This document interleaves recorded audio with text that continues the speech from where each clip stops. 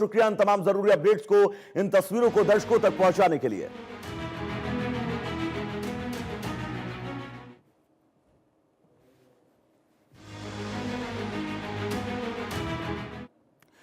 तो चलिए इस बीच आगे बढ़ेंगे। एक बड़ी खबर आपको बता दें, 24 घंटे में बंगाल की खाड़ी में बन सकता है लो प्रेशर एरिया। 13 राज्यों में भारी बारिश और आंधी का अलर्ट है। 60 से 80 किलोमीटर की रफ्तार से हवाएं चल सकती हैं। तेज हवाएं बिहार, उड़ीसा, झारखंड समेत कई राज्यों में चलने की संभावनाएं हैं। बारिश की चेतावनी है। हिमालयी राज्यों में 18 जुलाई के बाद बारिश का दायरा और ज्यादा बढ़ सकता है। कई राज्यों में बिजली गिरने की संभावनाएं हैं, जलभराव की संभावनाएं हैं। यानी कि मानसून की इस दस्तक के बीच अब कई ऐसे राज्य हैं जिन राज्यों में आने वाले वक्त में बहुत ज्यादा चुनौतियां देखने को मिल सकती हैं। ये तमाम तस्वीरें हम आप तक पहुंचा रहे हैं। इस मानसून के चलते कितनी परेशानियां इन तमाम इलाकों के लोगों को हुई वो आप इन तस्वीरों के जरिए समझ सकते हैं। लेकिन फिलहाल ये परेशानियां, ये चुनौतियां अभी यहीं पर थमने वाली नहीं हैं। 24 घंटे के भीतर 13 राज्य ऐसे हैं जिन राज्यों में आंधी और बारिश का अलर्ट मौसम विभाग की तरफ से जारी किया गया है। कई ऐसे राज्य हैं जिन राज्यों के जिलों में बहुत तेज बारिश होने की संभावना है, जबकि कई ऐसे राज्य हैं जिन राज्यों में तेज हवाओं के साथ बारिश और गरज पड़ने की संभावनाएं हैं। रैनिक दत्ता हमारे साथ जुड़े हुए हैं तमाम जरूरी अपडेट्स के साथ। रैनिक, मानसून से लगा था कि शायद कुछ दिनों तक राहत मिल सके, लेकिन आईएमडी का एक और अलर्ट, आने वाले 24 घंटे बाद मुश्किलें बढ़ सकती हैं। रैनिक।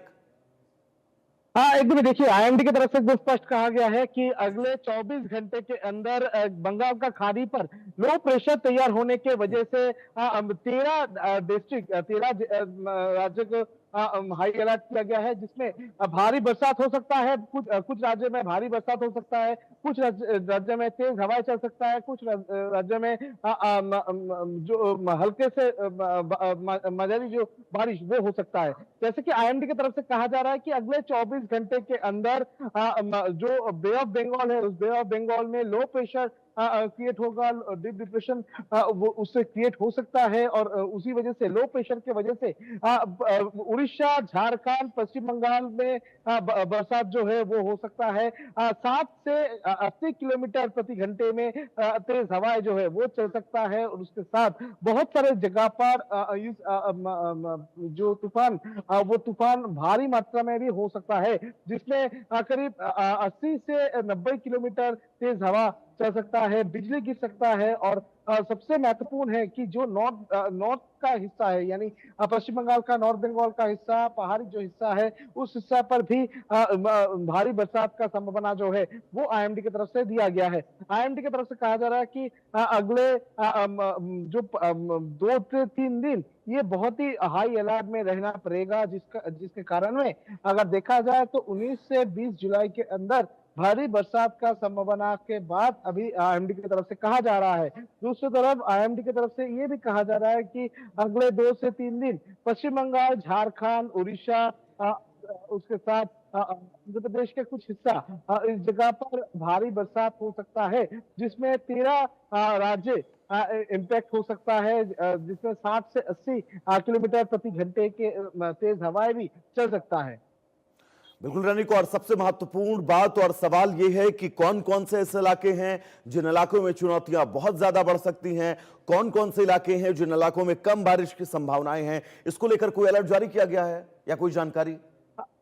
एकदम देखिए, आईएमडी की तरफ से स्पष्ट कहा गया है कि जो कोस्टल एरिया है, उस कोस्टल एरिया में सबसे ज्यादा इम्पैक्ट जो है वो देखने को मिलेगा। लो प्रेशर बनने की वजह से कोस्टल एरिया में इसका इम्पैक्ट देखने को मिलेगा। उसके साथ साथ ही जो पहाड़ी हिस्सा है, उस हिस्सा पर भी बहुत सारे जगह पर इम्पैक्ट जो है वो